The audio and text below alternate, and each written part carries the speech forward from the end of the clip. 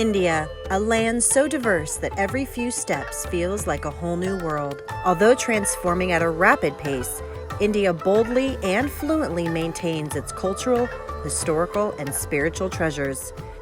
Join us as we explore the communities and traditions that are only in India.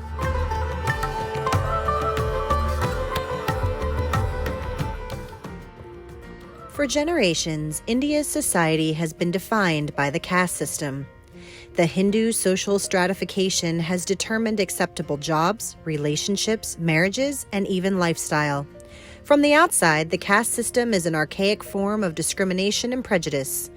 The higher castes are the beneficiaries of more opportunities, while the lower rungs are subject to marginalization and even violence. Although the Indian Constitution banned caste discrimination in 1950, it remains a complex and controversial ingredient in the cultural melting pot. First, let's touch briefly on the history of the caste system. In ancient Indian texts from Vedic society, the word varna was used for grouping people into classes. Scholars believe this was not intended for discrimination, but instead a higher calling or a specific responsibility to society. There were 4 classes. The Brahmins are priests and teachers of sacred knowledge. As leaders of society, they set the standard for social conduct. Within the Varna framework, Brahmins can have everything, directly or indirectly. Kshatriyas are rulers, administrators, and warriors. This caste isn't considered inferior to the Brahmins, but instead expected to fight as respected warriors during conflict and govern in the time of peace.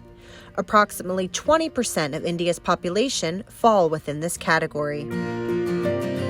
Next are Vaishyas, merchants, traders, artisans, and farmers. Males were entitled to a rite of initiation during childhood, while a second birth allowed them access to sacred knowledge and the ability to participate in specified rituals.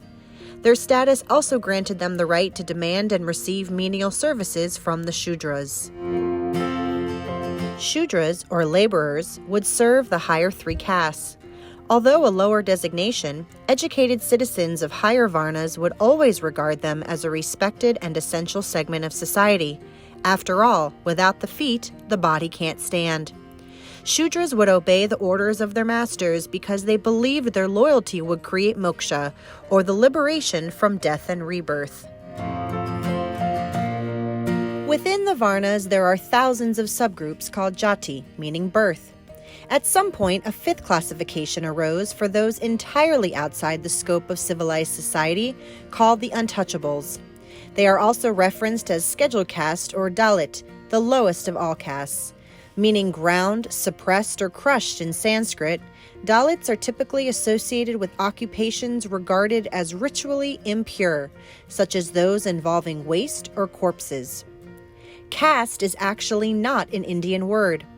According to the Oxford Dictionary, it's a derivative of the Portuguese word casta, meaning race, lineage, and breed. The modern-day caste system is largely the result of British colonialism. When the Mughal era collapsed, English men in positions of power aligned themselves with kings, priests, and others considered influential.